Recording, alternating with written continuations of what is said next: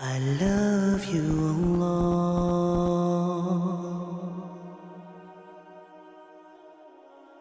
How does someone end up taking the most priceless treasure that they can have in this life, our faith, and end up squandering it and losing it?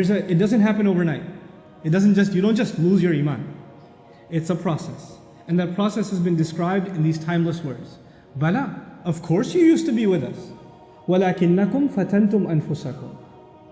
However, you put yourselves, I'll do a rough translation first and I'll explain. Number one, you put yourselves in fitna, you put yourselves in trial. You kept putting yourselves in situations where your faith gets tested. Try to understand what that means.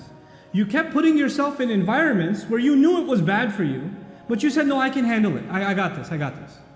You kept surrounding yourselves with friends that would do bad things, say bad things, see bad things, go to bad places, but you said, I'm not like them, I'm just trying to help them. And you kept going back into those environments.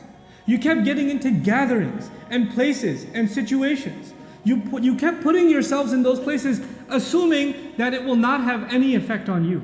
It'll affect everyone else, but it won't affect you. Somebody who smells, stands next to a smoker for the first time is coughing and their eyes are burning. But if they start smoking themselves a year later, that just becomes their oxygen. They can't even breathe normally without smoking. It changes them altogether.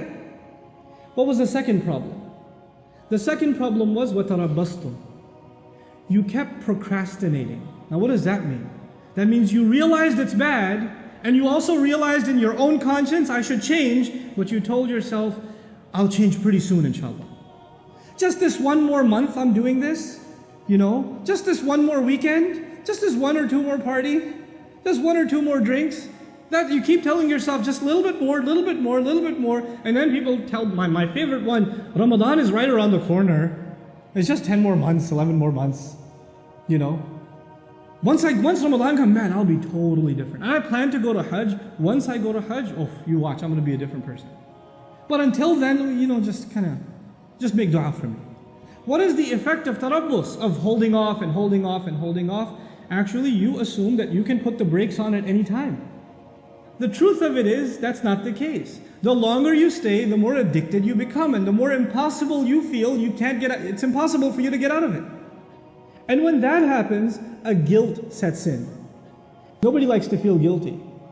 And then shaitan comes and says, why do you feel guilty? You don't have to feel guilty. The only thing that's making you feel guilty is this Islam thing. Islam says this is haram and that's a sin and that's a sin, and you can't do this and you can't say that and you can't go there. Islam keeps making you feel bad, man. I want you to feel good.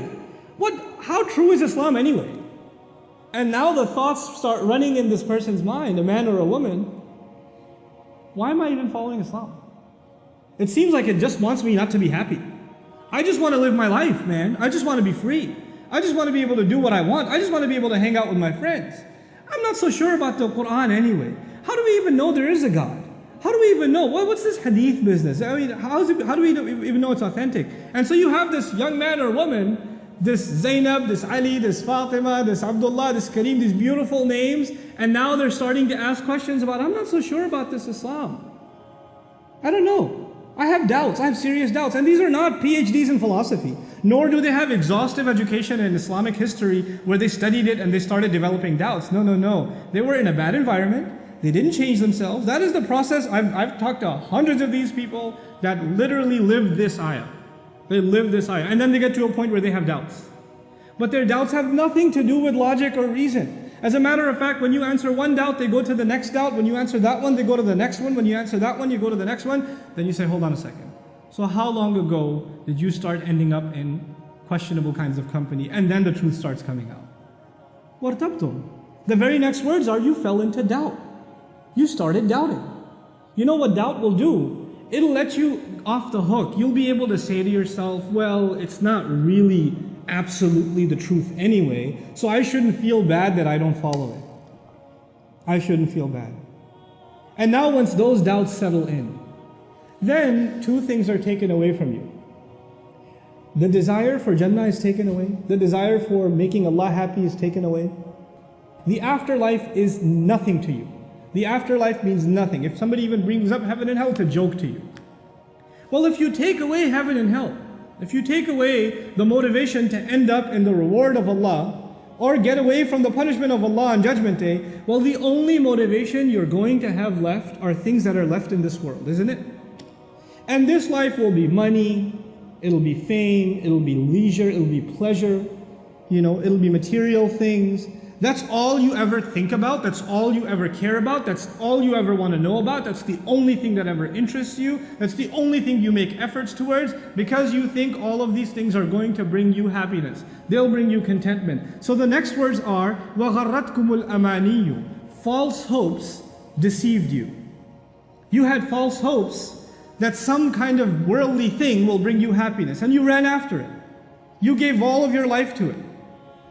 You keep looking for something more to fulfill you and fulfill you, because the thing that will completely fulfill you, the pleasure of Allah, is no longer there. That desire is no longer there. وَغَرَّتْكُمُ الْأَمَانِيُّ حَتَّى جَاءَ أَمْرُ اللَّهِ, until the decision of Allah came. This was your life. This, according to the believers, is a summary of a person's life that lost their faith. They started just with putting themselves in a questionable environment, and from there, it's a downward spiral automatically. The next thing is you start getting hooked on it, and you put off, and then later on you start developing doubts, and from there, the only thing you ever work towards is worldly, lustful, material gain, material desires.